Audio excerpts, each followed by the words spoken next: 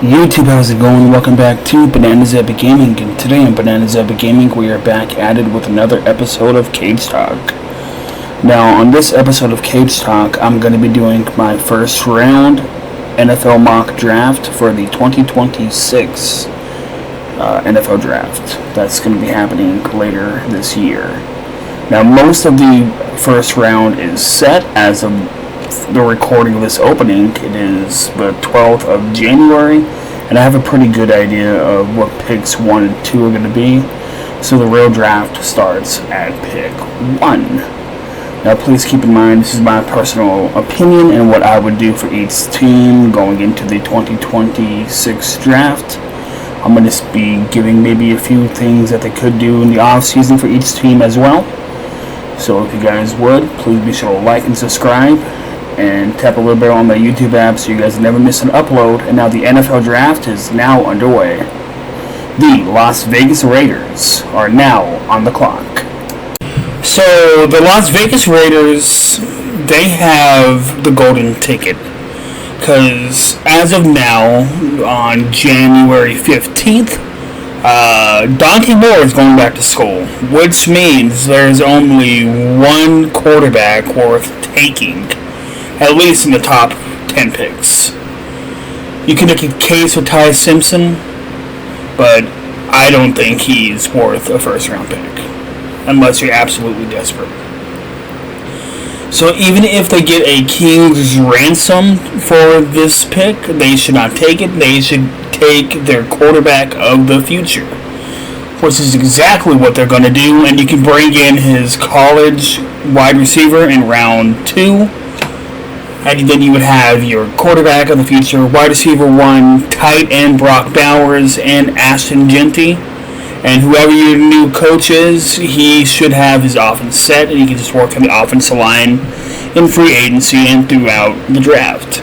So, with the first overall pick of the 2026 NFL Draft, the Las Vegas Raiders select Fernando Mendoza, quarterback, out of Indiana.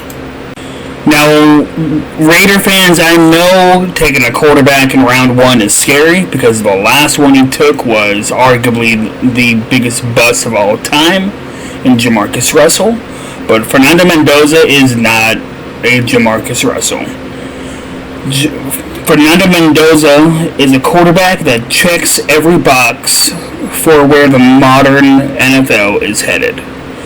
This is about choosing the quarterback of your team's future, and because this is not about chasing the flashiest name or the biggest arm, it's about fit, poise, and sustainability.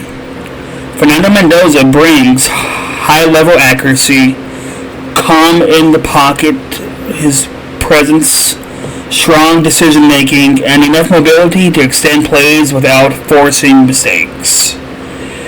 He's the type of quarterback who can grow into a system instead of needing the system to be completely changed for him. The Raiders do not need a savior, they need a stabilizer with an upside, and Fernando Mendoza gives them that.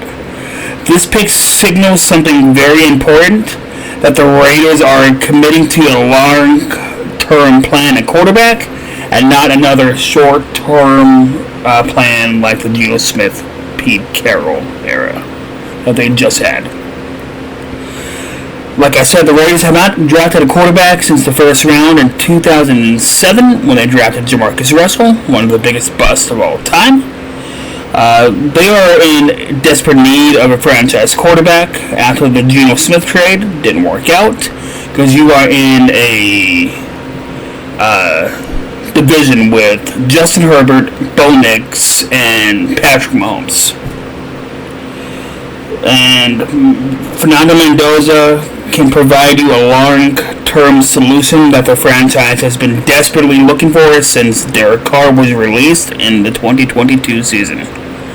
Mendoza's poise, toughness, and accuracy stood out in his lone season with the Indiana Hoosiers, as he won the Heisman Trophy while leading them to a 14-0 record, and they are currently going after the national championship where they play Miami later this month as of the recording of this video.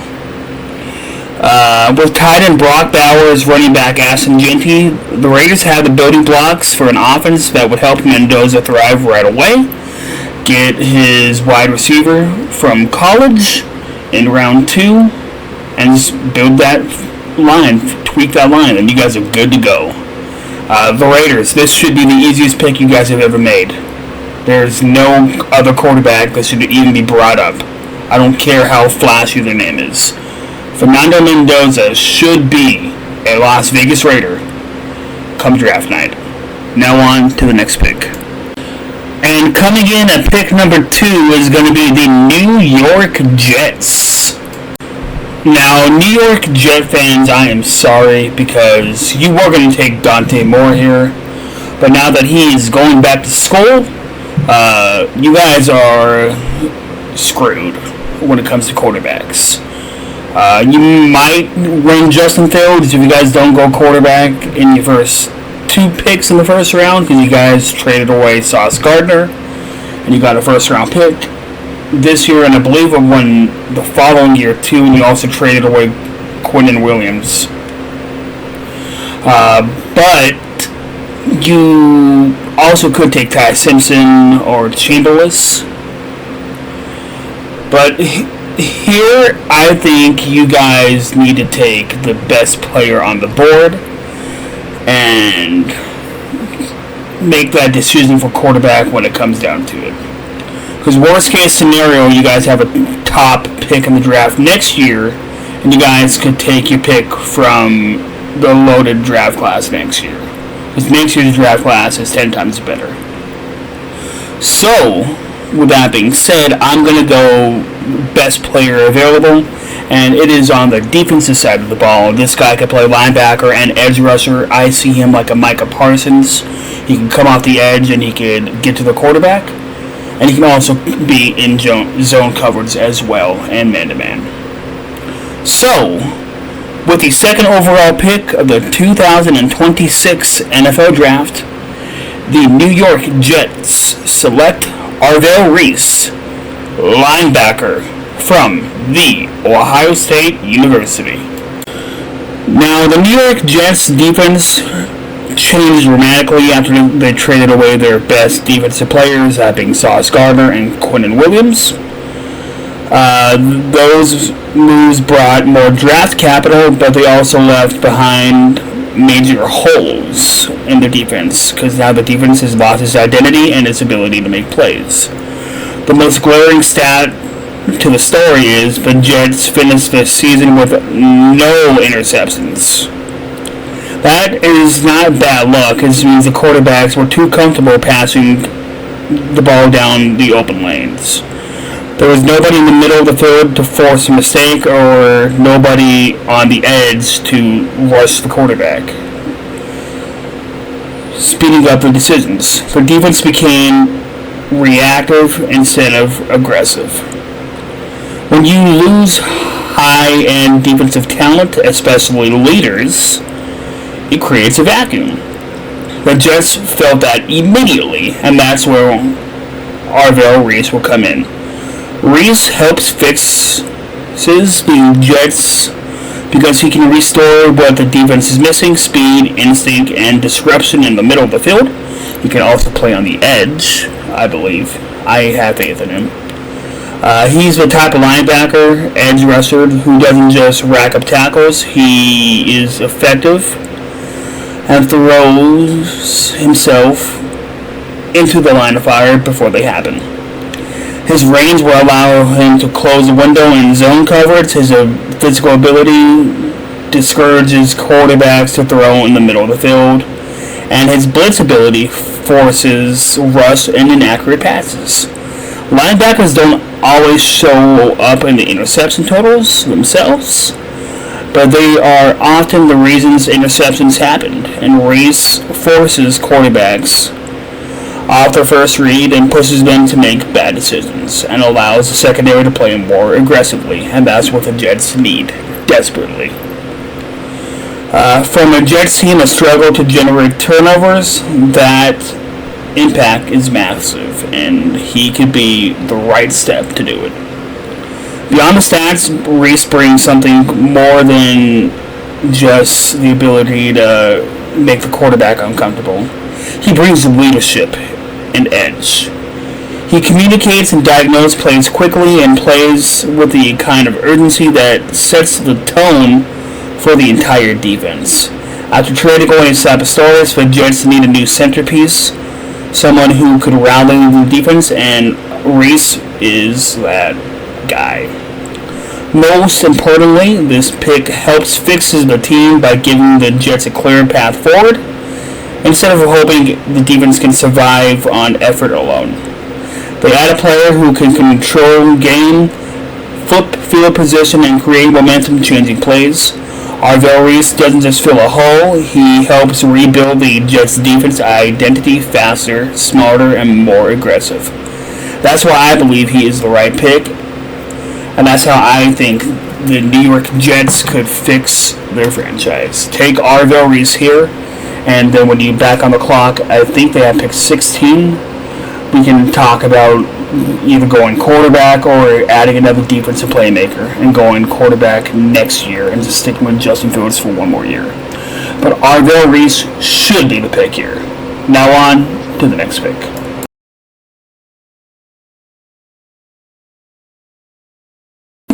And coming up next would be the Arizona Cardinals, but the Arizona Cardinals are trading their third overall pick. They're going to be trading the third overall pick to the Cincinnati Bengals. Now, the Cincinnati Bengals are giving up pick 41, pick 10, obviously, and the 2027 first round pick. The Bengals have needs all over their defense. They let Trey Hendrickson walk, so they need to replace him. They need help in the safety room, and they need help in the DB and D-line and linebacker. But coming up this far and giving up an additional first round pick, you're either going to go safety or you're going to go edge. David Bailey or Caleb Downs. And arguably, if they go David Bailey, they can go safety in free agency, Jalen Thompson, or they can go safety in round 3. But David Bailey is one of the top edges in the class, and he's normally gone by this pick by the time they're on the clock. So, with the third overall pick of the 2026 NFL Draft, the Cincinnati Bengals select David Bailey, edge rusher, Texas Tech. Now, the Cincinnati Bengals getting David Bailey here is basically them restarting their defense, because Trey Hendrickson is gone as of this recording. He's a free agent. He's going to be a free agent. He's going to sign somewhere and get paid. They can get his replacement cheaper than they would have paid for him. They could also get younger too.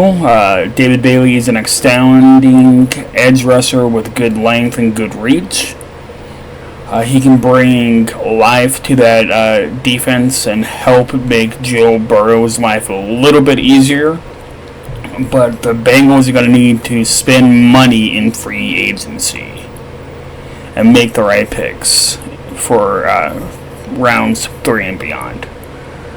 David Bailey going to Cincinnati is the best case for them, but worst case for him, because Cincinnati is stingy when it comes to paying star players. Now on to the next pick. Now the Tennessee Titans are on the clock here at pick 4, and they need playmakers on both sides of the ball, because they're going to be in the market for primary playmakers on offense and defense throughout this offseason. They got a lot of cap space to work with. but I think their top two needs are wide receiver and edge rusher. They could go edge rusher in free agency, get a Bradley Chubb on a 2 to 3 year deal, maybe tweak the offensive line, maybe get a better running back, and maybe bring in a veteran wide receiver that's reliable. But I think here at pick 4, they need to go wide receiver to pair with second-year QB Cam Ward, because you have a massive coaching overhaul with Robert Saleh as your new head coach and Brian Daboll as your OC. And like I said, they have a lot of cap space to play with this offseason. Free agency, I've said before, Bradley Chubb, 2 to 3 year deal. He can be a little band-aid edge rusher. And your wide receiver room is not the best. It's awful. I believe it's one of the worst wide receiver rooms in the NFL.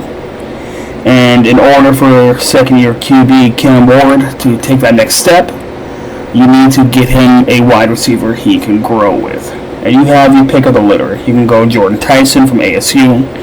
You can go Carnell Tate from Ohio State. Makai Lemon from USC. Denzel Boston from Washington. So you can take your pick. And I think they're going to pick my 1A wide receiver. And that's exactly what I would do here. So, with the 4th overall pick of the 2026 NFL Draft, the Tennessee Titans select wide receiver Carnell Tate from The Ohio State University. So, Carnell Tate had a fantastic 2025 season and is one of the most pro-ready prospects in this year's class. He's a terrific route runner who makes difficult catches that look easy and could make any route look like nothing with his hands, with his awesome hands and body control. Tate is averaged more than 17 yards per catch in 2025 and at least one 40-plus yard catch in 6 games. Now, this will give the Tennessee Titans a legit number 1 wide receiver for the next 10 years, they would hope for. At least 4 years. Because the Titans haven't had luck in keeping star players. Tate going to Tennessee here, he will be the number 1 weapon day 1, week 1. And Cam Ward should take the next step with a player like Carnell Tate at his disposal. Tennessee, if he's on the board and you guys have the opportunity to take him, I would run to the podium. Now on to the next pick. And coming up next is going to be the New York Football Giants. Now, the New York Giants, they're currently in trade talks with Brian Thomas Jr. from the Jacksonville Jaguars. Now, I'm going to assume that they pull it off because it's going to be a second-round pick, an additional round pick, and Kayvon Thibodeau to the Jags, and that will help the Jags get a premier pass rusher to add to that defense. So I'm going to assume that they get Brian Thomas Jr. So the Giants are the team on the clock, and they are an interesting team. They need help almost on a few places on offense, and if they can get a playmaker like a Jeremiah Love to add to have a good 1-2 punch for Jackson Dart, they could easily contend to be the second best team in that league, in that division. Because I hate to say it, because until they are stopped, the Philadelphia Eagles are going to be the best team in the division. So, New York, you can go a few ways here. You can take the best running back, or you can take what I originally had for you guys, which was Jordan Tyson, who's coming off of an ACL injury. So, or you could address the defense. But I don't assume you guys will address the defense. I think you guys are going to address the running back, because you guys have been active currently in free agency. So I think you guys are going to take a running back. You guys are going to get another weapon for Jackson Dart, and you guys are going to be extremely happy, because you just brought in Isaiah Likely yesterday as of the recording of this. So, with that being said, with the 5th overall pick of the 2026 NFL Draft, the New York Football Giants select Jeremiah Love, running back out of Notre Dame. Now, Jeremiah Love is one of the most explosive offensive weapons in the draft this year. Combining his elite speed, his elite vision, and home run ability out of the backfield will give the Giants an explosive running back room when he is pairing with Bam Bam Cam Scatterbo, who is coming off of a major foot injury. This pick adds a playmaker who can change the game with one touch. Love brings versatility as both a runner and a receiving back, giving New York a new dangerous weapon to energize their offense and take pressure off of Jackson Dart. This pick is all about the rich getting richer, and the Giants are proving to be in win-now mode. They're getting the pieces, they're being exclusively aggressive in free agency. You brought in Isaiah Likely. Now you have your wide receiver 1 and wide receiver 2 bearing this Brian Thomas trade goes through. That's why I have to redo their pick. You have your tight end 1, and you have your running back 1 and 2 to be 1-2 punch, because more than likely Jeremiah Love is going to be the starting back for a little while Cam Scatterbo recovers. Now on to the next pick. Now, coming up at pick number 6 is going to be the Cleveland Browns. Now, the Cleveland Browns have 2 first-round picks this year, and they could easily get superstar playmakers on the roster and try to contend. And that's what they're going to do here. They need to fix that offensive line so you can give Shedeur Sanders, some more time in the pocket.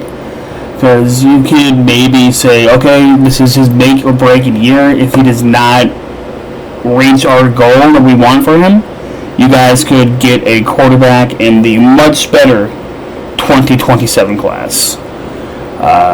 So you have a pick of the litter for offensive linemen. My 1A, my 1B, you can flip-flop. And I think the guy that they're going to take is going to be a better prospect for them. And he will fit in that system more. So, with the 6th overall pick of the 2026 NFL Draft, the Cleveland Browns select Spencer Fano, offensive tackle, out of Utah. Now, Spencer Fano is one of the most athletic tackles in the draft, and one of the most athletic right tackles you will see, with excellent body work and body control. His lateral quickness and range, plus a strong motor, which allows Fano to easily stick with opponents, even when executing difficult blocking assignments. Spencer's versatility in the run game and his ability to work on an island against an explosive edge rusher should make him one of the top tackles to come off the board in the first day. Enjoyed more of him as the season has gone on this past year.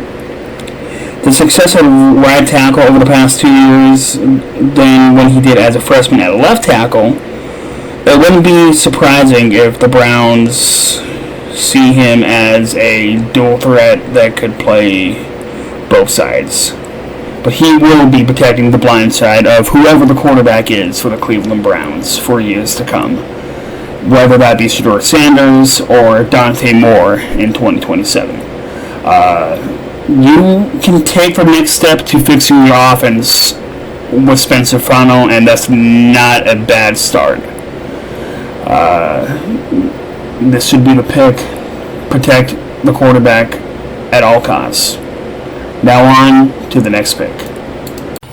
And coming up at pick number 7 is going to be the Washington Commanders. Now the Washington Commanders need help almost all across the board here. And they could do something which wasn't originally intended for me. And that's take arguably the best prospect in the class, or one of them. It's another Buckeye. Of course, Ohio State breeds amazing players, and it's a position of need. It's a safety. They're gonna go up and get the person that the Cincinnati Bengals were originally gonna take in my first version. And this guy's gonna be a baller for you. He's gonna be one of the best safeties, maybe in your division. He is worth a top 10 pick. He was always going to be a top 10 pick. You could maybe look at a Jordan Tyson here, but him and that coming off of an ACL injury, to me that screams that he's going to fall just a little, because that's going to scare some teams that he's coming off of a major injury like that. But they're going to get one of the top prospects in the class right here. They're not going to make a dumb pick if they go this route. So, with the 7th overall pick of the 2026 NFL Draft, the Washington Commanders select Caleb Downs, safety, out of the Ohio State University.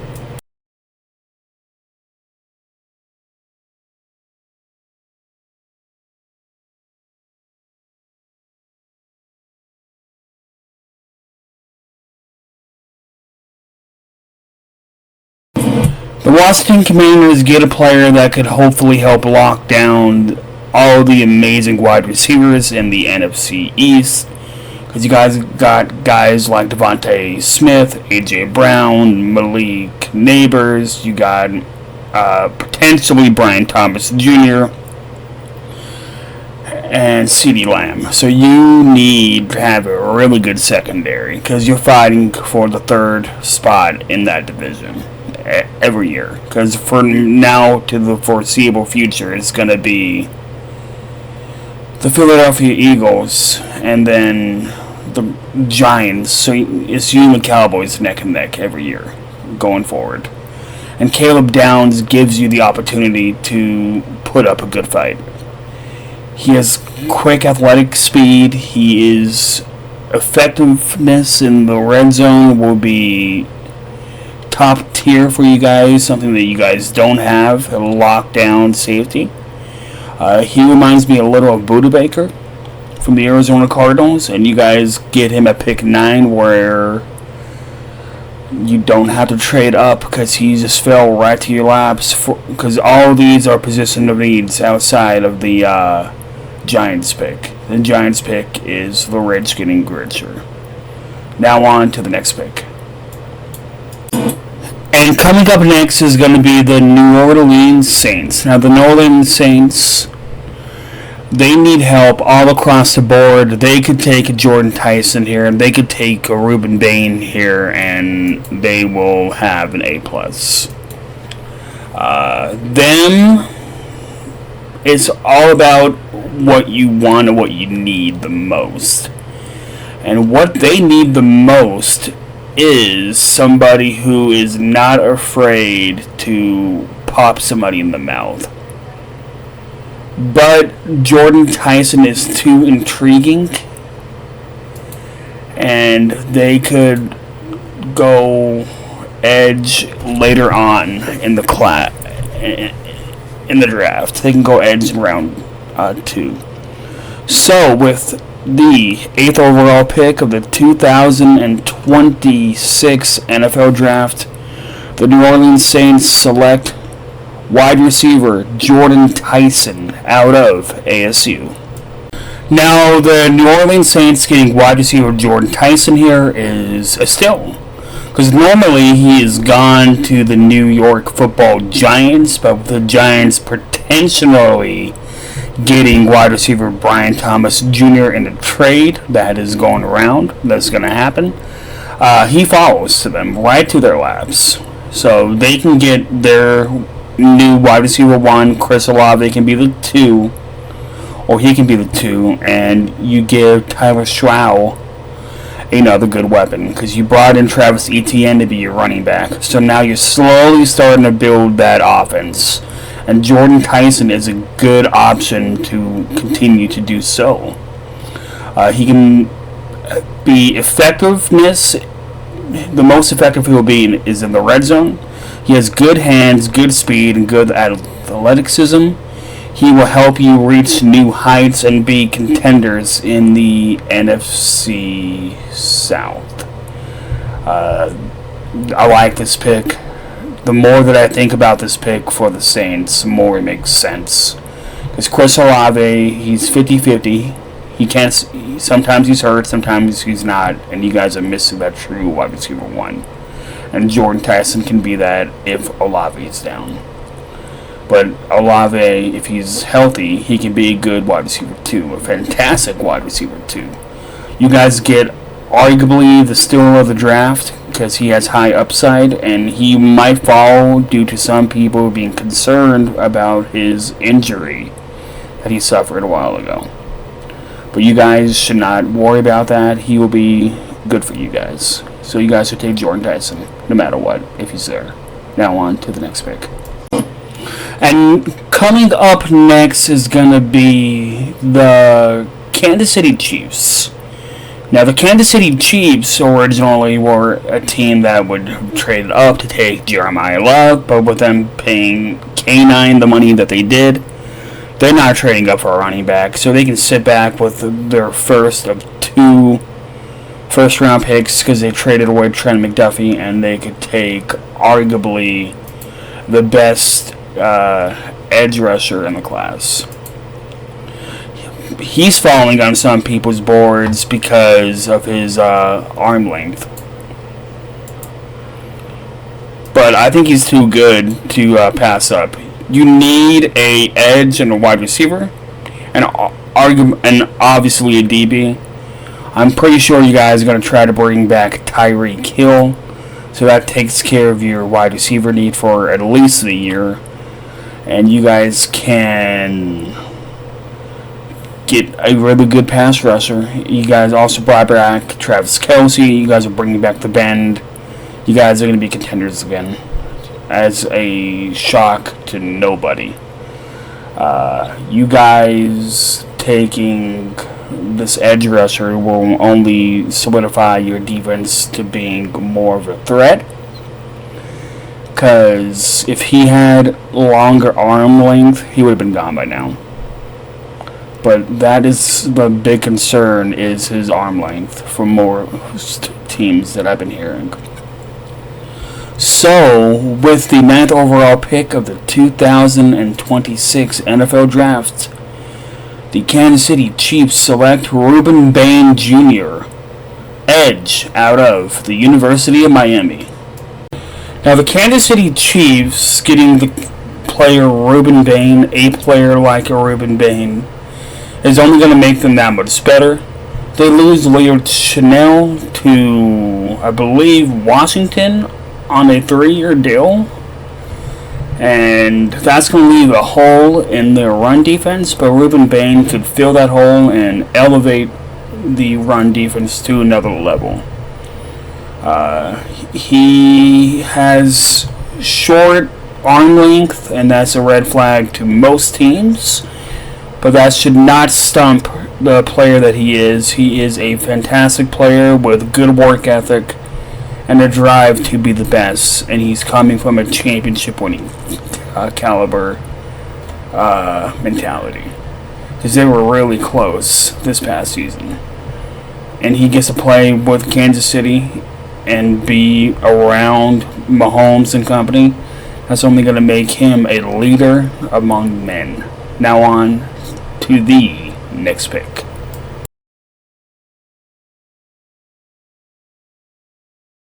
And coming up next is going to be the Arizona Cardinals.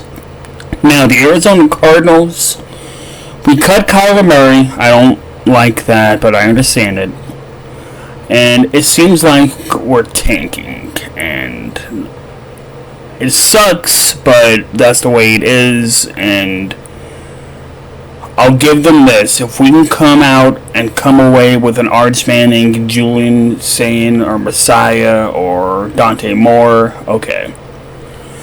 But the Arizona Cardinals this season have brought in Isaac Samuel, the guard from Pittsburgh, on a 3-year deal. Tyler Igerly, I probably butchered that, on a 2-year deal to be the running back triplets with Connor and Benson. Kendrick Bourne, we took him away from the Niners. I love that. He could be a good wide receiver 3. We were bringing Gardner Minshew on a 1-year deal. I'm not a fan of that. Matt Pryor to play the guard position and the other guard position to fight for a spot. I'm okay with that. We brought back Chad Ryland and Blake Gillikin, our kicker and punter. I'm okay with that. LJ Collier, I'm a fan of that. Rory Lopez, we bring him back too. Now, I hope we could extend or re-sign or extend Paris Johnson Jr. and Michael Wilson soon. But this season, in the first round, I think we need to just address the offensive line. We're missing a right tackle. And the guy that I would have given us is here. He's still here. And that's perfect, because we could take him a couple million cheaper, and we could have the offensive line set for when we bring in our quarterback one of the future next year. So, with the 10th overall pick of the 2026 NFL Draft, the Arizona Cardinals select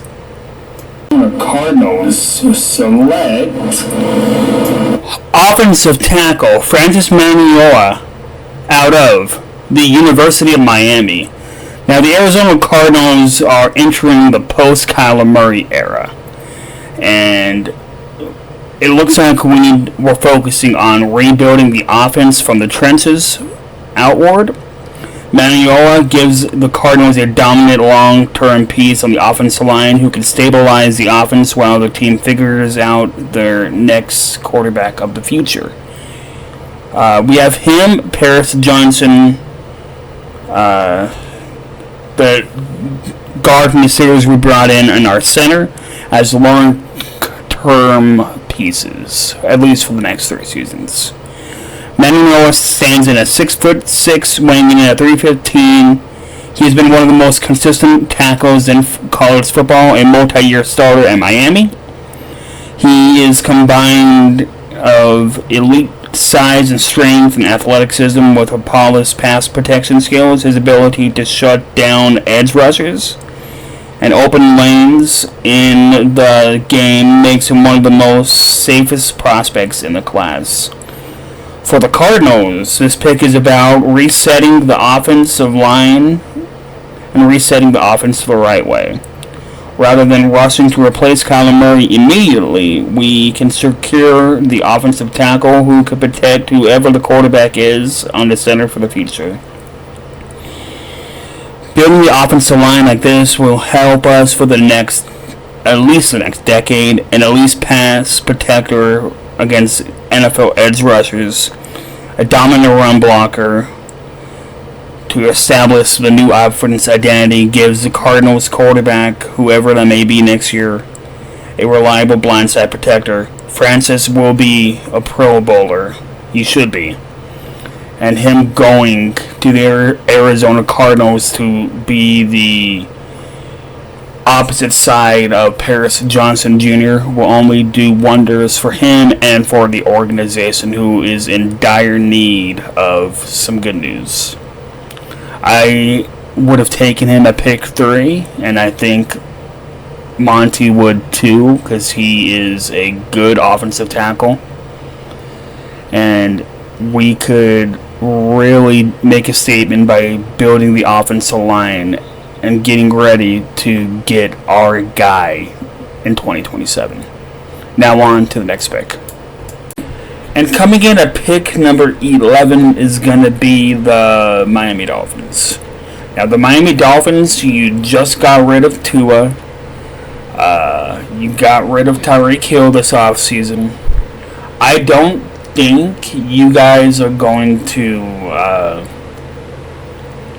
be Malik Willis believers that much, because I think Malik Willis is going to be your bridge quarterback. He'll be a quarterback for one season, and the next season in 2027, if he doesn't pan out and doesn't win you at least 6 or 7 games, you guys will be in the quarterback market along with Arizona and the Jets. You guys, best thing for you guys is take a defensive back. You guys need help in the defensive back market. You guys need playmakers in the backfield. And that's what you guys are going to do here. Luckily, there's not been that many DBs taken. Only Caleb Downs has gone. So you guys can have your pick of the litter. So, with the 11th overall pick of the 2026 NFL Draft, the Miami Dolphins select Mansour Delane, defensive back, out of LSU. The Miami Dolphins getting the number 1 true corner back in the draft is the best case scenario for them. They have a superstar in their hands that they can build the defensive backfield around, because you guys are starting to clean house. You guys are in semi-full rebuild mode. You're going to be building your offense around Jalen Waddle, and now you can build your defense around Mansour. He has athletic ability like I haven't seen. He is a true number 1 DB. His athletic ability I haven't seen for this season. He's one of the most talented defensive backs this year. He's no Travis Hunter, but he will lock down their number 1 receiver 9 times out of 10. Put him in the right system, and he will be golden. The Miami Dolphins can hopefully turn this around, because it's been rough for you Miami fans, same as us Cardinal fans, and the Jet fans, and the Browns fans. But Mansour is a step in the right direction for you guys, and he will be a good player for you guys. Now on to the next pick. And coming in at pick number 12 will be America's, quote, team, the Dallas Cowboys. Now, the Dallas Cowboys, they have 2 first-round picks this year, because they traded away Micah Parsons. So they'll be on the clock later on in the draft again to hopefully pick Micah's replacement. But this is their original pick, and Micah Parsons is now a Green Bay Packer. So Cowboy fans, you can judge who won the trade by how well that player does. But not this pick, the next pick. But now back to the Dallas Cowboys. The Dallas Cowboys are in an interesting predicament. They need help on the defense. They need help at linebacker. They need help on the edge, obviously. They need help defensive back. And you could do that this season. You can get 3 starters within the first 2 rounds because you have 2 first-round picks. You can take the best linebacker here, take the best edge rusher, and then take the best defensive back. Or you can swap DB and edge rusher. But the Dallas Cowboys also got to look at who are free agents. George Pickens, I believe he got franchise tag. And you just re-signed Javonte Williams. You got Logan Wilson and Kenneth Murray as free agents. You got Dante Flower as a free agent. But you can upgrade from Dante Flower.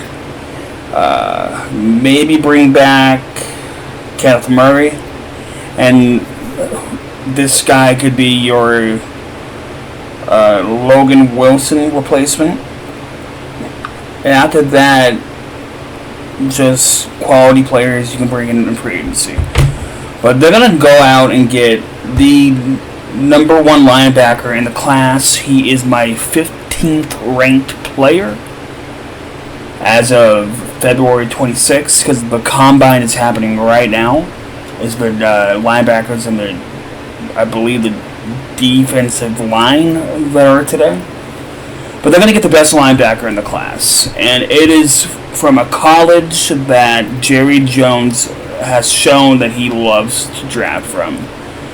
So, with that being said, with the 12th overall pick of the 2026 NFL Draft, the Dallas Cowboys select Sonny Styles, linebacker, out of the Ohio State University.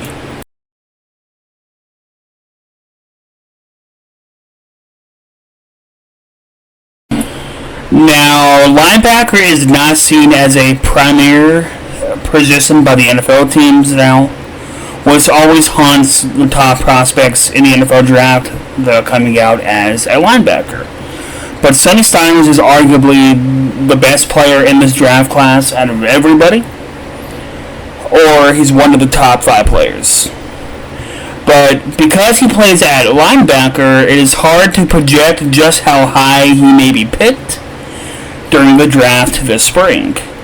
The Cowboys cutting Logan Wilson may set up Sonny Styles going to the Dallas Cowboys in the draft this spring. So his floor might be the Cowboys.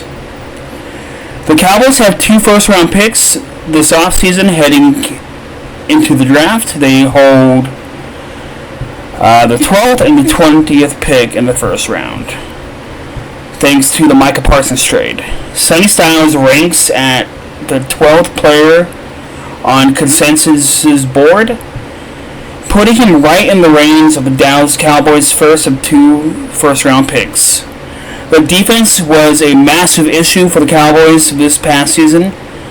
As a team, they allowed 30.1 points per game, which was the worst mark defense in the league. Adding a player of Styles' caliber to the middle of his defense would go a long way of improving the unit. While the Cowboys will hope that Sonny Styles falls to them, the team will need to cross their fingers that some teams picking ahead of them, that being the Bengals and the Commanders, don't like Styles, because both will be looking to plug in a linebacker in the draft into their defense, while other teams may start to show interest as the offseason progresses. But Sonny Styles should be the first of 2 first-round picks for the Dallas Cowboys. Because if you can come away with Sonny Styles and one of the edge rushers over Micah Parsons, and you could maybe say, oh yeah, we won the draft. But you need to hope that Sonny falls to you, and you need to pick the right edge. Because not only can you say, oh, we won the draft night 1, but we won the Micah Parsons trade. Because if the Cowboys can come away with 2 superstars, and the Packers don't win the Super Bowl with Micah Parsons, then the Cowboys in the long run would have not only improved their team, they would say, okay, we are the winners of this trade. And then Jerry Jones would look like a genius, but you gotta hope that he falls. And in this mock, he falls, and I think he's gonna fall to them. I'm like 98% sure he will fall to the Dallas Cowboys. And that is before he takes any reps at the Combine, if he goes to the Combine. So Dallas Cowboy fans, do you like the Sonny Styles pick? The next pick. So coming up next at pick number 13 is going to be the LA Rams. Now originally I had the Rams going to their defensive back field with this pick, but with them recently trading away one of their first round picks this year and some more picks to get Kansas City superstar defensive back Trent McDuffie, that to me takes care of their need at DB, at least in the early rounds of the draft. You get a superstar who is a proven threat to any backfield, and all you had to do was give up some picks to a team that's looking to clear up cap space, and they do exactly that. So the LA Rams, now they can take a position of need, best player available. They need wide receiver help, and they need offensive line help. I see them going wide receiver in round 2 to 3. I forgot the compensation that they gave up, but I'm pretty sure they gave up a second. So the next time they're on the clock, don't be surprised if they take a wide receiver. But I'm going to have them go offensive line, because this offensive line class is loaded, along with the wide receiver class. So, with the 13th overall pick of the 2026 NFL Draft, the St. Louis Rams select Caden Protector, offensive tackle out of the University of Alabama. Now, the LA Rams addressed their offensive line by selecting Protector in the draft after previously trading for cornerback Trent McDuffie to solve their need in the secondary. With McDuffie locking down the corner position, the Rams can shift their focus to protecting their quarterback and thinning their trenches of the offensive line. Protector brings elite size and power and a long-term upside at tackle, giving the LA Rams a potential cornerstone on the offensive line for years to come, while balancing the roster after filling their biggest need in the defense. You guys get a superstar offensive lineman and a superstar defensive back, and it only costed you at least a first-round pick or 2, which is not too bad, but you guys are starting to trade away some first-round picks, and you guys are notorious for doing that. But it paid off in the long run. You guys got a Super Bowl ring a few years ago. But Protector is a good way to build the trenches and to set up whoever your quarterback is of the future. And you guys could not make a wrong pick if you put him here, because he could play on any side of the offensive line, right or left, in my opinion. And now on to the next pick. And coming in at pick number 14, it was going to be the Las Vegas Raiders, because they traded away Max Crosby But a couple of days ago, as of the recording of this video, the Baltimore Ravens backed out because Max Crosby failed his physical. No doubt, he just had surgery. He's going to fail the physical. So the Baltimore Ravens are back on the clock, and I would have them go edge, but they just signed Trey Hendrickson to a big contract. So that takes edge off their needs. I have D-line, interior O-line, as they just lost Linderbaum, and wide receiver as their next main need in the draft. And looking at my board, I have a top 12 player on my board. And some say he's the best player in this class at his position. Some say he's top 2. So the Ravens should jump all over this. So, with the 14th overall pick of the 2026 NFL Draft, the Baltimore Ravens select Mekhi Lemon, wide receiver out of USC. Now, the Baltimore Ravens get a speedy wide receiver that they can add to their offensive arsenal to go with Zay Flowers and King Henry. You're going to have to pay Zay Flowers this year if you guys can't come to terms, which I highly doubt you guys will. Mekhi Lemon could easily be your new number 1. But he's going to come in, be your number 2 receiver, hold that spot down, and he will thrive in the new Baltimore offense. This is a brand new Ravens team because you have a new head coach. This head coach can go out and make a statement and get his guy, his first round pick, ended being a wide receiver that normally in any other draft class could go in top 10. That's not a bad first round pick in my opinion.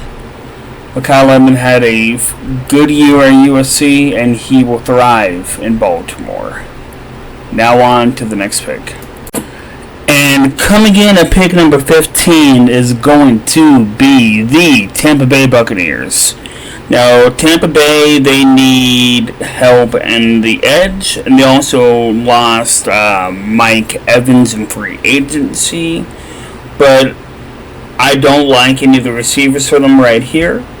You have a top 20 player in your number 1 position of need, and you guys should go after that because you guys desperately need a good edge, and this guy can be a sack leader on your team. And if you guys get him and he balls out, you guys will only excel. So, with the 15th overall pick of the 2026 NFL Draft, the Baltimore Ravens select Keldrick Falk, edge out of Auburn. So the Tampa Bay Bucks getting Keldrick is an absolute steal. Normally he would have gone Dallas' first of 2 first round picks, or Baltimore before the Trey Hendrickson signing. But with that happening, Tampa Bay wins out. They could get a rookie premier pass rusher that could maybe be the cornerstone for their defensive line and defensive edge room for years to come. And in the end, I think that's all they really want, is somebody that could come in and make a statement and help them win games. And Keldrick is one of those guys. He should be maybe 8 sacks this season as his floor. because I see him being a top pass rusher by the end of the season. Now on to the next pick. And coming up at pick 16 is going to be the New York Football Jets. Now the Jets are back on the clock at pick 16. They got this by trading away Sauce Gardner to the Indianapolis Colts. At pick 2, I have them taking Arvell Reese, arguably the best prospect in the draft according to some people. And you can go a few ways here. You could go wide receiver, because you need to get somebody to pair up with Garrett Wilson. You could go edge, but you could easily get that in round 2 or 3, because this class is loaded. A passable guy. You could go DB to replace Sauce Gardner, but I can see them doing that day 2. It's either wide receiver or they're going to take a swing on the only other quarterback I have a first round grade on. And most people have a first round grade on. And it's a low first round grade. Because if he's going to go either here or the Miami second pick that they have now, because they traded away Jalen Waddle as of this recording, or Pittsburgh. The Jets are going to jump on it, and they're going to sit him half a season maybe behind Geno Smith to learn the playbook. That's the best thing that you can do to develop, is to sit your rookie for at least a season or 6 games so he could learn from a veteran. And you have Geno Smith. Geno Smith is a decent vet. So I have him going quarterback. So with the 16th overall pick of the 2026 NFL Draft, the New York Jets select Ty Simpson, quarterback, out of the University of Alabama. Now, I'm sorry, Jet fans. Now, I know you guys would rather wait a year and take your quarterback of the future in the much loaded QB draft class of 2027, but you have a coach fighting for his job, and if he likes Ty Simpson, he's going to get Ty Simpson night 1 somehow. The Jets take Ty Simpson with their second first-round pick is really an interesting choice, honestly, but it's a smart, long-term play. Simpson comes out of the University of Alabama with a strong fundamentals, quick release, solid decision-making, the kind of pose you want a young quarterback to have. He's not necessarily a day-one superstar, but he's the type of quarterback who can develop into a reliable starter. For the Jets, the plan is simple. Future a proof of this, saying Ty Simpson is your guy. You guys have a 4 to 5 year window with him before that new contract kicks. Whether injuries or inconsistent contract situations, they're not giving anything up to chance. Develop behind a veteran, if they have one. Simpson can sit, learn the system, adjust to the NFL speed without being thrown into the chaos.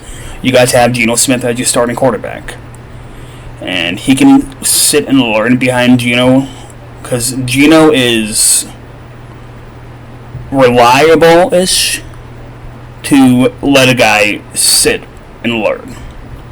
You guys traded away Justin Fields. He's a Kansas City Chief now. So Ty Simpson sitting behind Geno Smith is a 50-50, in my opinion. He fits into a structured offense. He thrives in systems that emphasize timing, reads, and smart football. That is perfectly built around the Jets' balanced attack. The big question is the ceiling versus his stability. Simpson's upside might not scream elite gunslinger, but his floor is extremely high, and that's something the Jets have lacked for years. If this hits, you're looking at your steady franchise QB, reduced turnovers, an offense that can actually sustain drives. If you guys want to succeed, you're gonna have to take a quarterback this year. If you guys want to keep your GM and your coach, because they are fighting for their jobs, they're in the hot seat. And if they like Ty Simpson, like I said, he will be a Jet. And this is a win-win. Because if he sucks, if he's a Josh Rosen, you guys could always just say, okay, well, let's trade him away for a day 3 pick, like the Cardinals did for Josh Rosen, and just take your quarterback of the future next year. Or in 2 years. But Ty Simpson to the Jets makes the most sense. It's either the Jets, Dolphins, or Pittsburgh. But now Pittsburgh, I can see them bringing back Aaron Rodgers. And the Dolphins are going to be stuck with Malik for a season. So the Jets get their answer long term right here. Now on to the next pick. And coming up at pick 17 is going to be the Detroit Lions. Now, the Detroit Lions, you guys need to figure out your offensive line and get another edge rusher to pair up with Aiden Hutch. I have you guys getting the 13th ranked offensive lineman in the player in the class. But he's falling because of need. And he's, I want to say, the 4th ranked offensive lineman. So you guys get a quality offensive lineman, but you guys don't get like that superstar X Factor offensive lineman, in my opinion. He's a good offensive lineman, but he will be good enough for you guys to protect your quarterback and give you guys time to try to win ball games. So, with the 17th overall pick of the 2026 NFL Draft, the Detroit Lions select Monroe Freeling, offensive tackle out of the University of Georgia. Now Freeling is the perfect culture scheme fit for the Lions. He has elite size and length, physical on the downhill run block, and toughness and experience from the SEC level. He will fit right into the Detroit Lions offense. Protecting the offensive core makes the most sense. Whether it's keeping the pocket clean or opening lanes, Freeling adds another layer of protection for the QB and the run game from Jahmyr Gibbs. Detroit already prides itself on having one of the best lines in football. This keeps the strength going long term. He can develop into a reliable tackle or potentially slide on the inside for guard depending on need, if needed. Freeling might not be flashy, but he's the kind of pick that wins games in December and January if he develops right. You're looking at a long-term starter, a tone setter in the run game, and another piece for the Detroit Lions football identity. Low-key, this is one of those picks people don't hype up now, but in 2 to 3 years, everybody's like, yeah, that was a steal.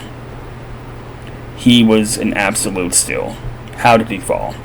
And the Lions get him right here. Now on to the next pick.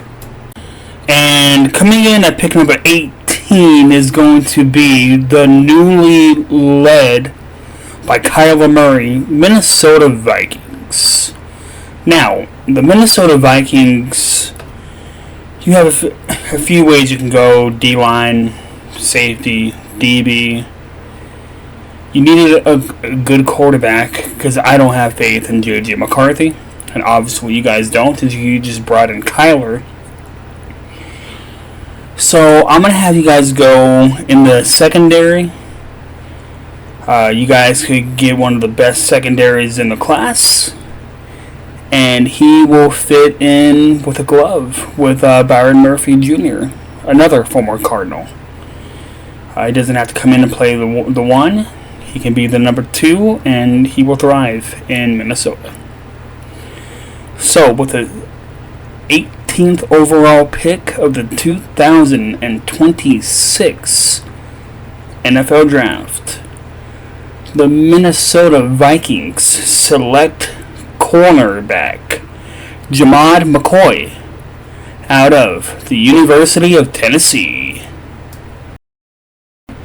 So, McCoy landing in Minnesota is a sneaky steal upgrade for the Minnesota Vikings, because you're going to upgrade your defensive backfield strongly.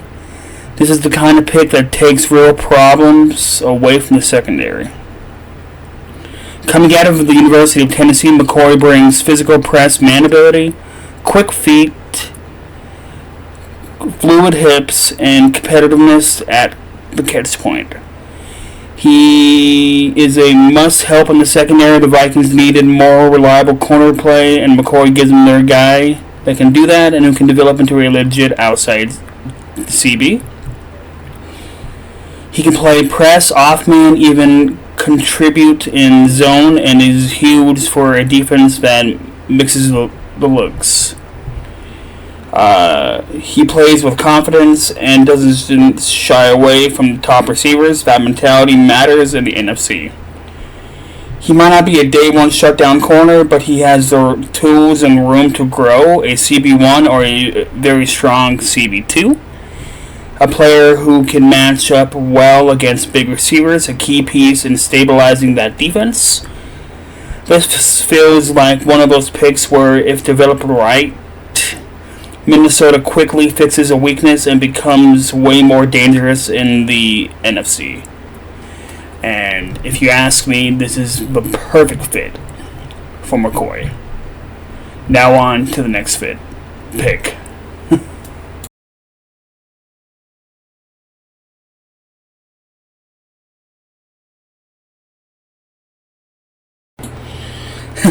And coming in at pick number 19 is going to be the Carolina Panthers.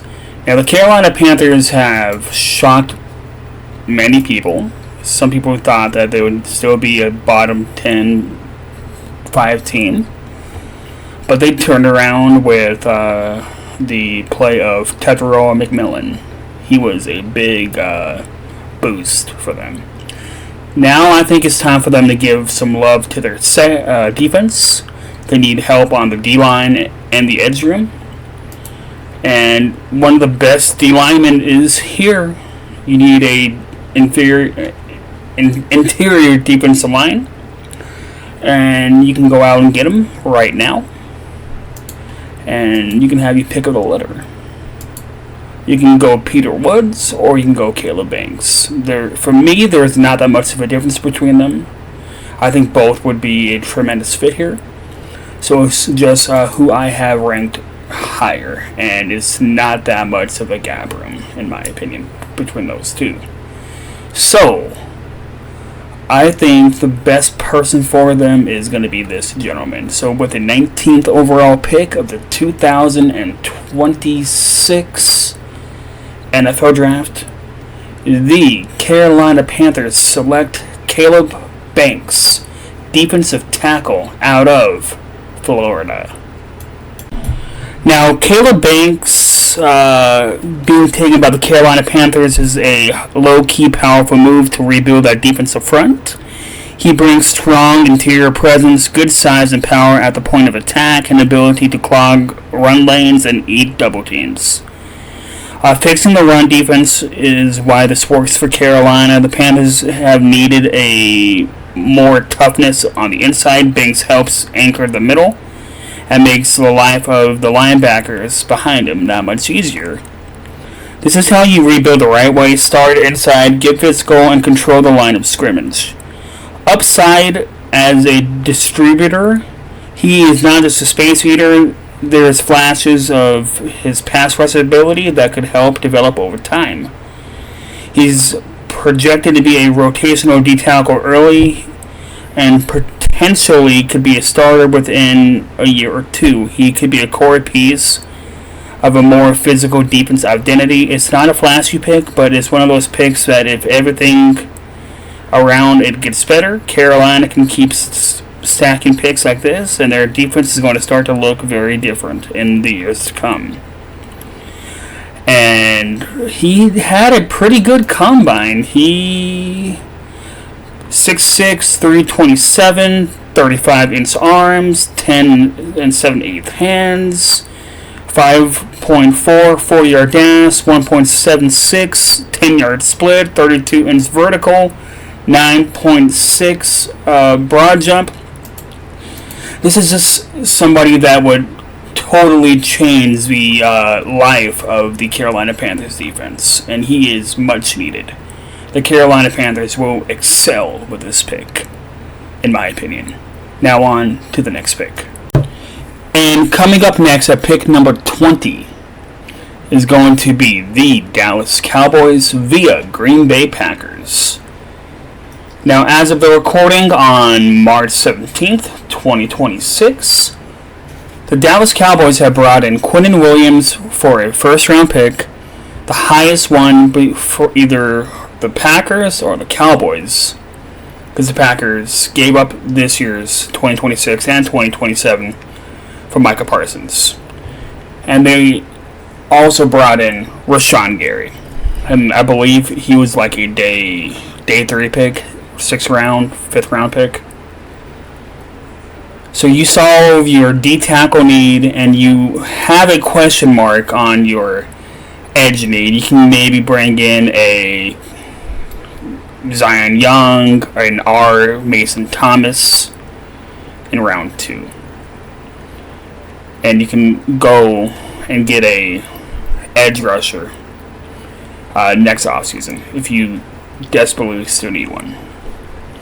But you have another need, a glaring need at corner. And you can take the best corner on the board, because after that, there's not one that I would take personally until round 2, after this guy goes. And the Cowboys need a corner. Outside a corner, they need a safety. And maybe a wide receiver 3. So, cornerback should be the position that they go. Because you are turning a one player, a Micah Parsons, into a multi-player deal. And you're rebuilding that defense, which is what the Cowboys need to do. And they do that with this pick. Because you also just got Sonny Styles earlier in the draft. So you're adding talent to a much needed defense that is lacking of talent, because you guys got rid of your best player. So with the 20th overall pick of the 2026 NFL Draft, the Dallas Cowboys select Avon Terrell, defensive back out of Clemson University. So, the Dallas Cowboys taking Terrell with their second of 2 first-round picks. Here is a much-needed move, because Terrell brings elite quickness and physical coverage ability and strong instincts to the secondary that is lacking of talent. He is a competitive defender who thrives in man coverage and isn't afraid to come up and make plays in the run game. His ball skills and confidence allows him to match up with some of the top receivers and disrupt their timing. For Dallas, this pick straightens an already now talented defense and adds depth to the secondary along with Trayvon Diggs. So Terrell has an upside to develop into a lockdown corner, and giving the Dallas Cowboys another playmaker on the defensive side of the ball and rebuild that Dallas defense. Cowboy fans, I know a lot of you were upset that Micah Parsons is gone. You guys get Sonny Styles, Avon Terrell, Quinnen Williams and Rashawn Gary this offseason alone for Micah Parsons. And as of right now, that screams that you guys are kind of winning that trade. Because the Packers have to win the Super Bowl. You guys are rebuilding your defense. You guys are building this defense to be something scary. And to compete against the Philadelphia Eagles and the New York Giants. Because right now, you guys are going to be the third best team in your division.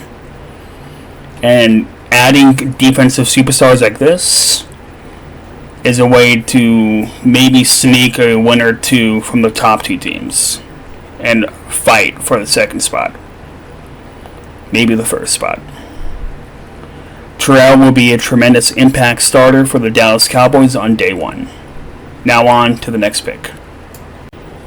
And coming in at pick number 21 is going to be the Pittsburgh Steelers. Now, if this was before the offseason started, I would say they would take Boston, the wide receiver. But with them trading for Michael Pittman Jr. and securing him, and I believe they got Dean, the safety, so they don't need to go after those two positions, which are positions of need for them. They need help on the O-line, because I assume Aaron Rodgers will be back in Pittsburgh for one more season. And the best way for you to convince him to come back is to fix the O-line. And you guys can do that. Because the best interior offensive lineman, the best guard in the class is here, and the team that really needs him, the Chargers, you're picking ahead of them, and you can take them right here. You can ruin the Chargers' day right now. And that will be good for you, bad for them. You could maybe go DB in round 2. I don't see them looking at QB into next year's QB class. I see them running with Rodgers and Howard for another season. So, with the 21st overall pick of the 2026 NFL Draft, the Pittsburgh Steelers select Vega Ione, offensive guard out of Penn State University. Now, the Pittsburgh Steelers, this is all about convincing Aaron Rodgers to come back. You fix the O-line. You give him another brick wall that he could have to protect him. And say, okay, come back one more season, and you guys can make a run. You guys had a really good season last year, and this is a new era. Mike Tomlin is gone.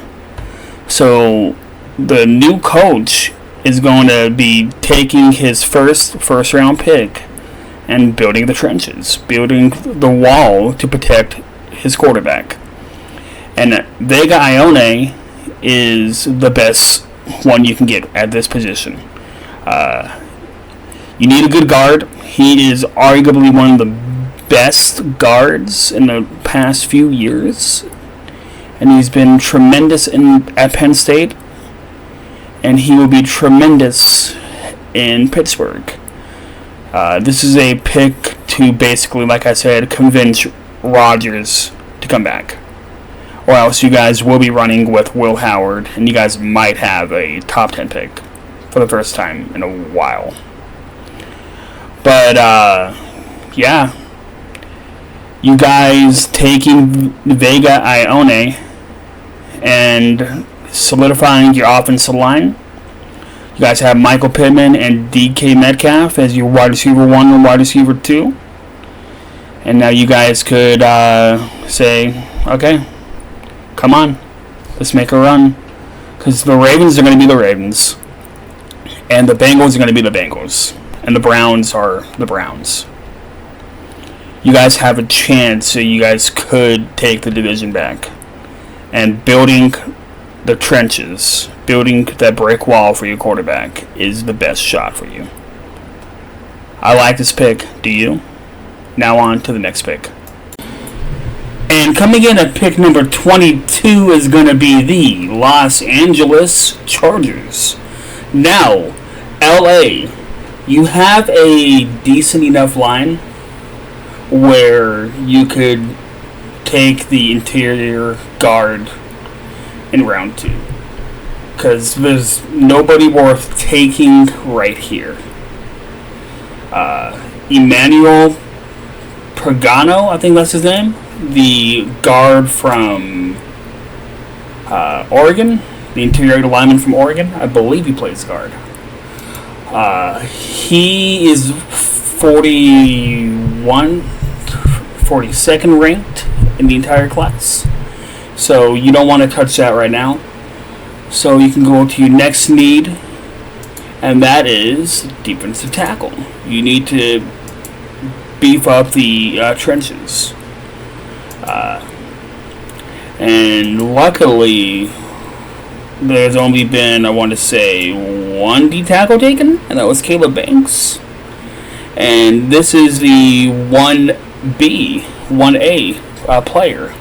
So, with the 22nd pick of the 2026 NFL Draft, the Los Angeles Chargers select Peter Woods, defensive tackle out of Clemson University. Now, with their first pick of the draft being Peter Woods, defensive tackle from the Clemson Tigers, the Los Angeles Chargers plug up a hole in the middle of their defense. Woods is one of the most dominant interior defensive linemen in the draft, known for his power, quick first step, and ability to disrupt plays at the line of scrimmage, while he excels at collapsing the pocket and shutting down the run. He can also making him the consistent problem on the field for opposing offenses. For the Chargers, this pick is about building strength in the trenches. Adding Woods gives them a physical presence up front to complement their defense, and hopefully being the Joey Bosa replacement anchor type for the defense. His upside and motor make him a potential cornerstone piece for the Los Angeles defense moving forward. Now, you could also start to look at the linemen, because you want to get your linemen situated in round 2. Because round 3, you're going to be picking scraps. Because I expect 2 and 3 to be somewhat lineman heavy. And Pagano, you might have to trade up to get him. But Peter Woods is a good start for you guys. Now on to the next pick. And coming up at pick 23 is going to be the Philadelphia Eagles. If you hear my fans, I'm sorry, it is extremely hot outside. But the Philadelphia Eagles are at pick 23. And with them bringing in Hollywood Brown, I would say that takes care of the wide receiver need. They could go edge in round 2, and offensive tackle in round 2,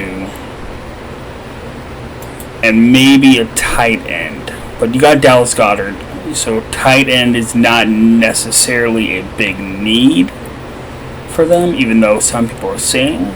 I think offensive lineman is, because you're gonna want to upgrade from Cameron Williams, and one of the top offensive linemen in the class, who is 27th ranked overall on the big board, is still on the clock and still on the board while you're on the clock. And this will help Saquon Barkley's run game this season. So, with the 23rd overall pick of the 2026 NFL Draft, the Cleveland Browns select offensive tackle Caleb Lemieux from Utah University. Now, with the Philadelphia Eagles taking Caleb here proves that they are serious about keeping their offensive line intact. Caleb is a powerful, high upside lineman with elite size, length, and motorability for his position.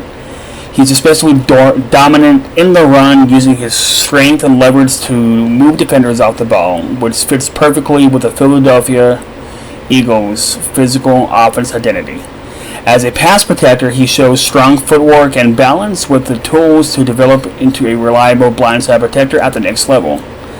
The Philadelphia Eagles, this pick is about sustaining a long-term success plan for the trenches for quarterback Jalen Hurts to stay upright.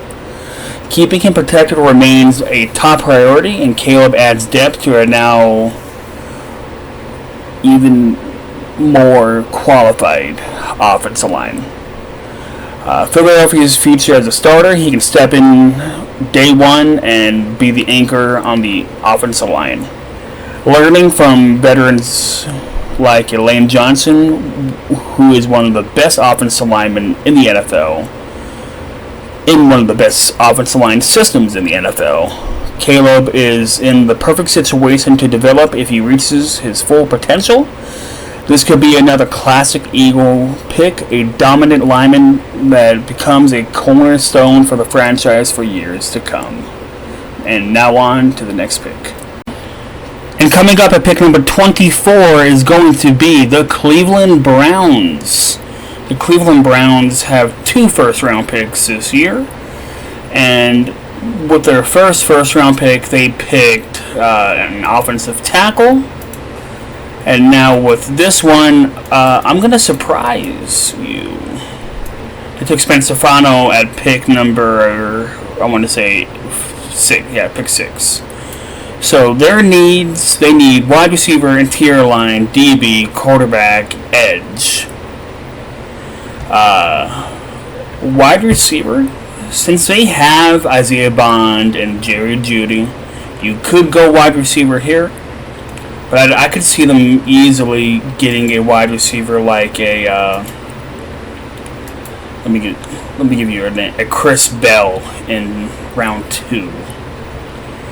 But they could get a top 20 player right here, and it's not really a position of need, but it is an upgrade in your room because your tight end room is no bueno. It's not good. You don't have a good tight end in Cleveland. So, with the next pick, you would have to go tight end, right? Let me look at you have to go tight end. So with the 24th pick of the 2026 NFL Draft, the Cleveland Browns select Kenyon Sadiq, tight end, out of the University of Oregon. Now, Kenyon Sadiq being the pick here for the Cleveland Browns at pick 24. Sadiq is one of the most athletic tight ends in the draft, known for his speed, fluid route running, and the ability to create mismatches against linebackers and safeties. He's a true modern tight end who can line up in multiple spots on line, in slot, or even wide out, making him a versatile weapon in the passing game. For Cleveland, this adds another dynamic option to their offense and gives quarterback Shedeur Sanders a reliable target over the middle. Sadiq's ability to stretch the field and generate yards after catch makes him a dangerous playmaker, especially in key third down and red zone situations. He still has room to grow as a blocker though, but his only effort and physical tools suggest he can develop into a complete tight end when it's all said and done for him, when he's retired. If that happens, the Browns may have just landed a matchup nightmare who can elevate their offense to another level and bring some life into that team, because they are desperate. So you go offensive line and you give Sanders a reliable weapon. Now you can go get a wide receiver to be the wide receiver 2/3, and you have Jenkins as your starting running back, I believe, because I haven't been keeping up with you guys' free agency, because free agency has been wild this year. But then Sanders has no excuse, really. But I like this pick. And I think he would thrive in Cleveland. He would get the ball more. He'd be the Trey McBride for Cleveland. He would get the ball like 85% of the time. Now on to the next pick. And coming up at pick number 25 is going to be the Chicago Bears. Now, the Chicago Bears surprised many people this past season by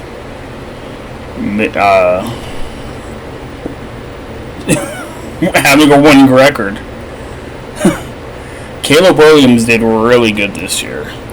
I thought it would be at least 2-3 seasons until he got the Chicago Bears in the good column. Because I think they went 10-7. And yes, they lost DJ Moore, but they won the division. They won 11-6. You could easily replace that and get something in compensation in round 2. I mean, it's not a big thing, but a Chris Brazzarell, Zachary Branch, Kevin Conception, one of those guys could be a good wide receiver for you to pair with Rome Odunze. But this is round 1. Your top need, I believe, is the interior defensive line.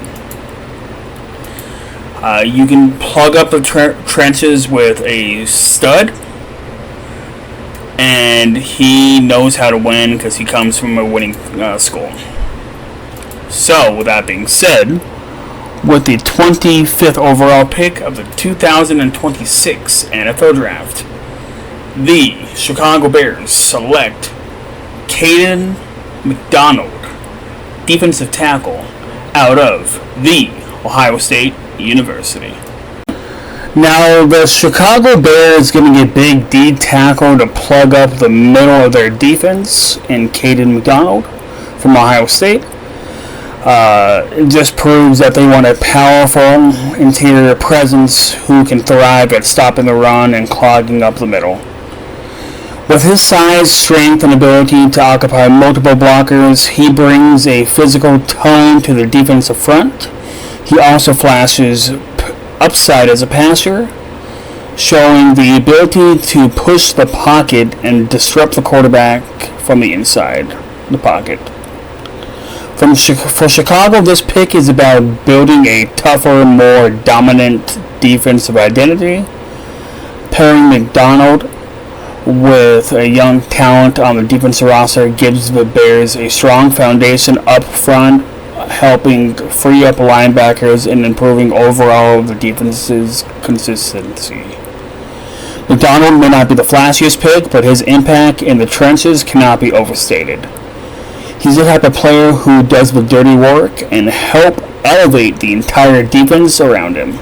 Now, the Chicago Bears, another person to watch out for, in my opinion, would be a Denzel Boston, because you have Luther Burden and you have Rome Odunze. You could go another wide receiver, but I don't see them doing that soon after taking a wide receiver in the first round. Maybe the second round. But Caden is the perfect pick, in my opinion. He screams Chicago Bear, and he will be a nightmare come game day. Now on to the next pick. And coming up at pick number 27 is going to be the Buffalo Bills. Now, Buffalo Bill fans, Bill Mafia, I'm going to try to make the right pick for you guys. Looking over what you guys did this offseason, because I know you guys got DJ Moore, and he's your new wide receiver 1. To me, that eliminates wide receiver being the top need. Common sense, right? Okay. Linebacker. This class is decently good with linebackers. You can get a Jacob Rodriguez, a Jake Galladay in round 2, and you get a quality starter, a fantastic starter. Safety. You could get a Dylan from Oregon. You can get a Emmanuel McNeil Warren. You could get an AJ from LSU, and you guys would come out extremely happy. So you could go one of those two, but your second biggest need, in my mind at least, would be edge. You guys, to me, it seemed like you had trouble getting to the quarterback a little. You need somebody that could have a little oomph and rush out to the quarterback. Because you guys were close. Most people thought that last year would have been your year. And now that you guys are retooling, putting the pieces back together, you guys will get this right. So, 3 of my edge rushers that I have first round grades on are still on the board. One, there's an AIDS problem, he's 25, and the other 2, you could take either or, and you guys will be perfectly fine. So I'm going to give you somebody who I think will fit your team perfectly. So, with the 26th pick of the 2026 NFL Draft, the Buffalo Bills select Cassius Howell, edge rusher out of Texas A&M. Now, the Buffalo Bills selecting Cassius Howell, edge rusher from Texas A&M, with their first round pick gives them that much needed boost on the pass rushing field. Howell is a explosive pass rusher with a quick first step, active hands, and the ability to consistently pressure the quarterback off the edge. While he brings speed and aggression, but also shows the strength to hold up against the run, making him a well-rounded defensive weapon. For Buffalo, this reinforces your defensive front and adds another playmaker to a unit that thrives on disrupting opposing offenses. Pairing Howell with star quarterback Josh Allen on the other side of the ball keeps the Bills a well-balanced threat to be a contender for the title, giving them a defense that can close out games while the offense puts up points.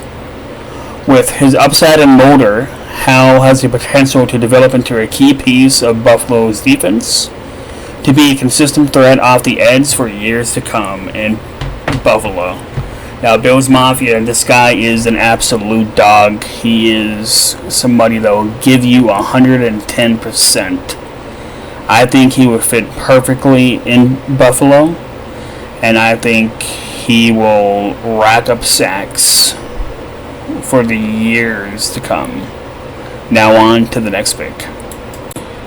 And coming up next at pick number 27 is going to be the San Francisco 49ers. Now, the San Francisco 49ers, they brought in Mike Evans this offseason with Christian Kirk. So that solves their wide receiver need. And you upgrade from Brandon Ayuk to Mike Evans, who's going to be a Hall of Famer one day.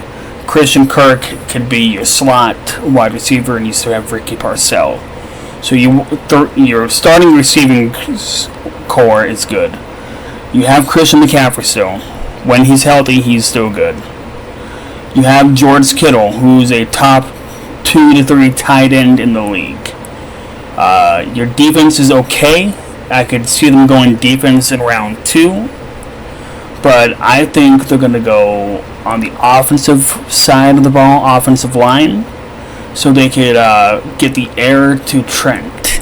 Because I think either Trent's going to play this season and he's out of San Francisco next year, or he will be traded to another team in the offseason. During the offseason. So, with the 27th overall pick of the 2026 NFL Draft, the San Francisco 49ers select Blake Miller, offensive tackle out of Clemson University. Blake Miller from Clemson University is a technical-sounded, athletic offensive lineman who has experience protecting against high-level competition. Known for his strong footwork, balance, and ability to mirror pass rushers, he projects as a reliable protector at the next level. He also brings toughness in the run game, fitting well in a physical scheme. For San Francisco, this pick is about protecting the offense and maintaining dominance in the trenches, with key playmakers like CMC driving the offense. Adding another dependable blocker keeps the unit operating at a high level. Miller has the tools to be disciplined and to develop into a long-term starter, making this a smart foundational pick for a team looking to stay in championship contention. Now, the Niners fans, you may not like this pick, but you will like this pick if you guys are back in the playoffs, deep in the playoffs next year. Now on to the next pick. Pick 29 is going to be the Houston Texans. Now, the Houston Texans are on the clock right here, and you guys can pretty much take whoever you want, and you guys are going to get your Christian Kirk replacement, who could potentially be your number one wide receiver. The long heir to DeAndre Hopkins for you guys. You're going to give CJ Stroud a legit giant to be throwing to. And you guys are going to be extremely grateful for this. Because this guy is falling due to just a need.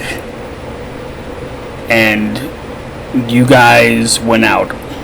So, with that being said, with the 29th overall pick of the 2026 NFL Draft, the Houston Texans select Denzel Boston, wide receiver out of Washington. So the Houston Texans taking Denzel Boston in the first round is a huge upgrade to their wide receiver room.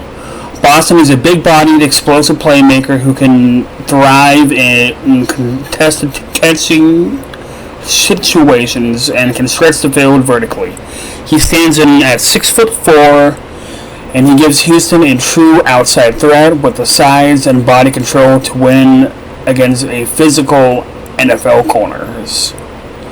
For the Texans, this is about surrounding their franchise quarterback, C.J. Stroud, with more weapons. Boston adds another dynamic target to the offense, giving Stroud a reliable option in the red zone and a receiver who can turn 50-50 balls into big gains. With his upside and physical tools, Boston has the potential to grow into a true number one receiver, helping elevate the Texans' offense to that next level as they continue building around their young core. Now, another reason why this is happening, that rookie contract is coming up. So you got to go all in. It's all or nothing.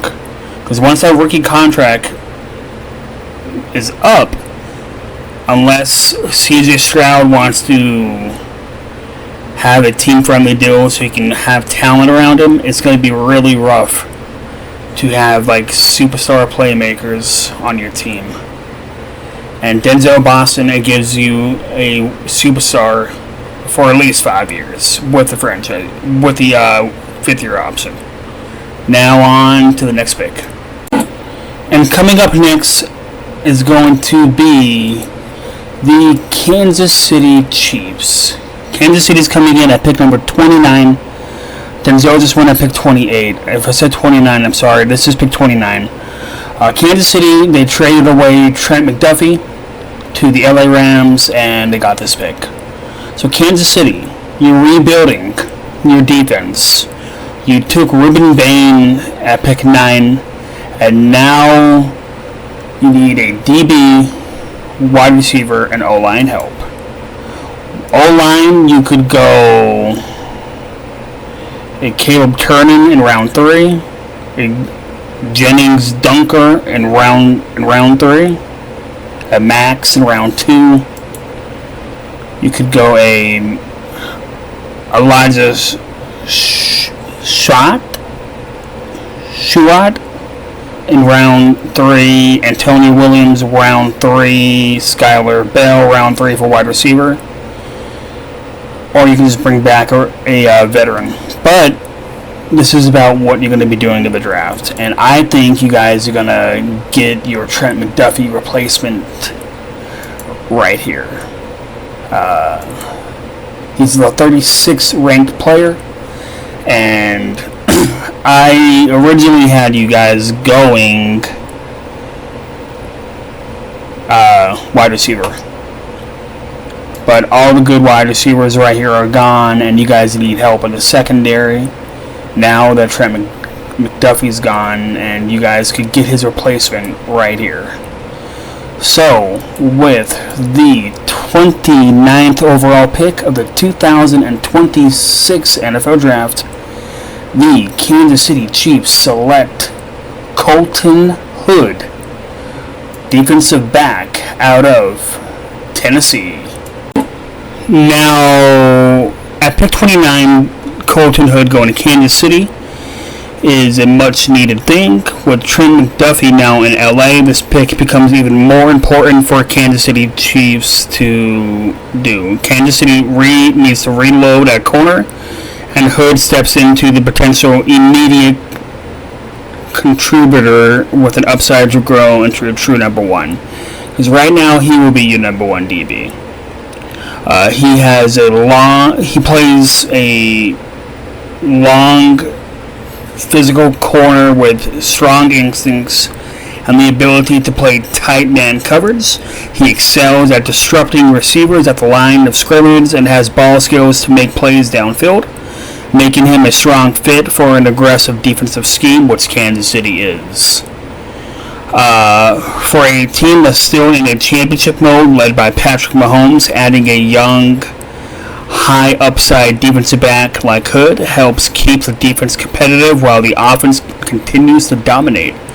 The defense is going to be on the field a lot during the early half of the season, and if Patrick Mahomes is not back by the start of the season, because he's coming off of an injury, which would be he be coming back to Justin Fields as his backup.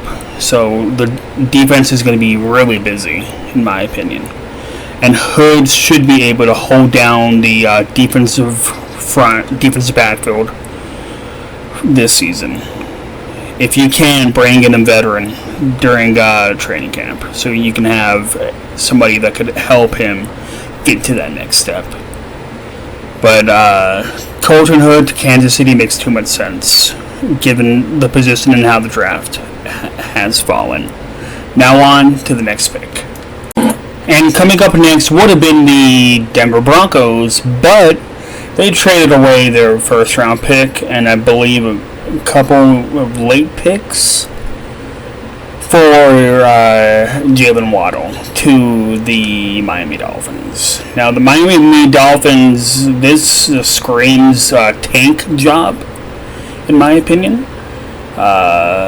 They have another first round pick. They could take an offensive lineman here, because you just took a defensive back at pick 11, and you can come back in round 2 and take the wide receiver of your choice, like a Kevin Conception or a Omar Cooper Jr., and then you guys will be somewhat on the right track again.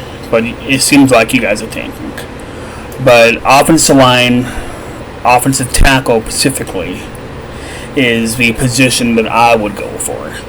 So with the 30th overall pick of the 2026 NFL Draft, the Miami Dolphins select Max Iheanacho, offensive tackle out of Arizona State University. Now, the Miami Dolphins taking Max here after trading away Jalen Waddle. Miami uses the return to invest into the trenches, a move focused long-term stability. Max is a massive, powerful tackle with elite length and raw athletic upside. He's especially effective in the run game, where he can dominate at the point of attack while still developing into a reliable pass protector. For the Dolphins, this pick is about protecting the future franchise quarterback, whoever that may be, if it is Malik Willis or if it's somebody in 2027, and reshaping the identity of this offense. Adding a high upside lineman like Max gives the Miami Dolphins a foundational piece who can grow into a cornerstone offensive lineman like Jake did back in the early 2000s.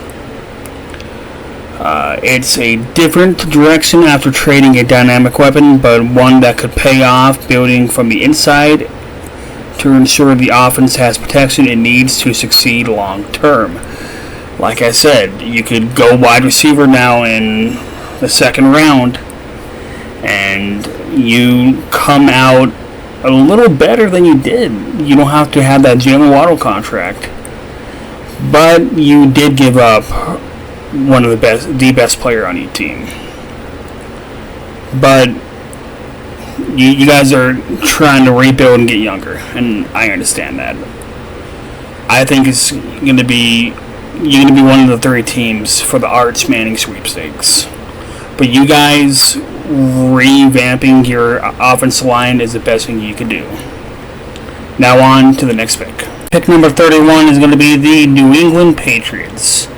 Now the New England Patriots, they got humiliated in the Super Bowl. So to fix that, I think the best way for them to do that is to upgrade their pass rush, because they had trouble getting to the quarterback in the Super Bowl. And they can go get one of the best pass rushers in the class who has a first-round grade. This is a really good pass rushing class, and the Patriots luck out and get a top pass rusher at 31.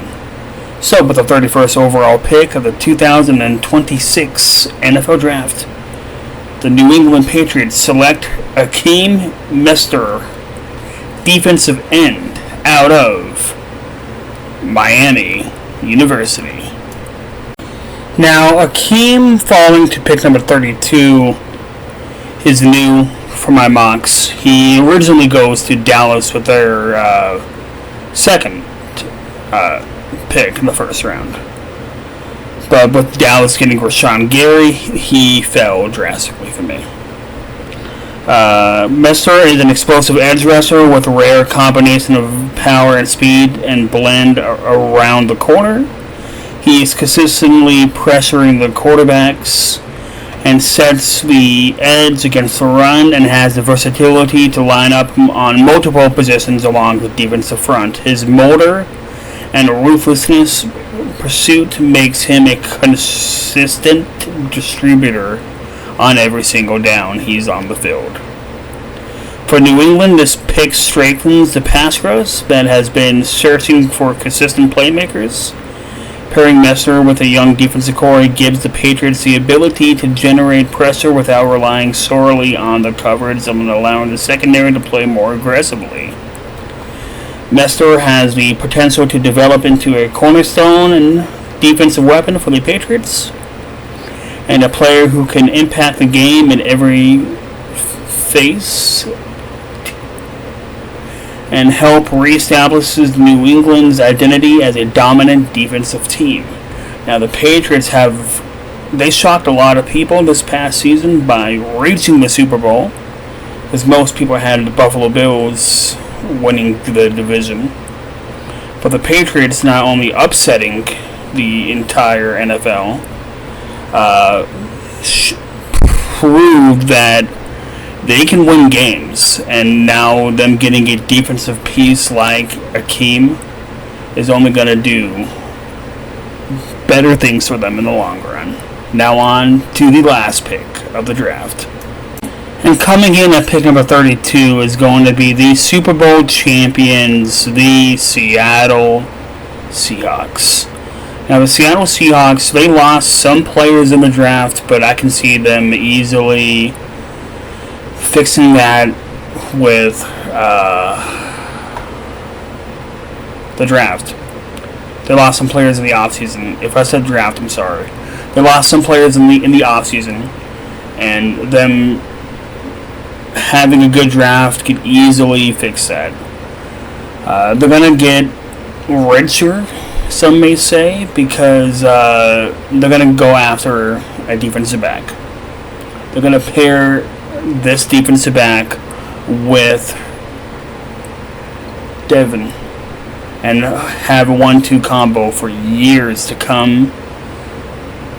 They can go running back in round 2, and they could also maybe look to tweak the O-line and add an edge rusher for a rotational piece. But to me, they need to go edge, and them going edge will only help solidify them as a bigger threat in the NFC West.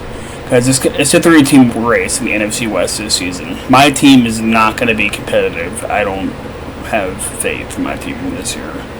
Because I think we're tanking for Archie Manning or Julian Sane. But the Seattle Seahawks get richer with this pick right here. So with the 32nd pick of the 2026 NFL Draft, the Seattle Seahawks select South Carolina's Brandon Cisse, defensive back. Now, Brandon being paired up with Devin Witherspoon in Seattle is only going to make them that much more of a headache for my Cardinals in the future. Brandon is a long, physical, and hard ball playing defensive back who excels in press coverage and has the ability to shadow top receivers. His combination of speed and ball skills and awareness makes him a natural playmaker in both man and zone schemes. For Seattle, this pick addresses a crucial need in the secondary and pairs him with veteran leaders to help stabilize their cornerback room. Cisse's ability to match up against elite receivers and create turnovers gives the Seattle Seahawks the added flexibility on defense and strengthens a unit that can swing momentum in key moments. With his upside and competitiveness, Cisse has the tool to develop into a lockdown corner and a fundamental piece for the Seattle Seahawks' defense for years to come. Now, I don't like this because they're in my division, but they're only going to get better because people want to go over there and play. And they just won the Super Bowl, so they're going to get players like this. It stings for Cardinal fans, but at least it's not the 49ers. I want to thank you guys for watching. Please be sure to like and subscribe. Tap a little bell on my YouTube app so you guys never miss an upload. We are on the road to 400 subscribers, even 500. And I'm going to try to get my 7-round Arizona Cardinals mock draft out for you guys. Even though, if you know me, you know who I want us to get.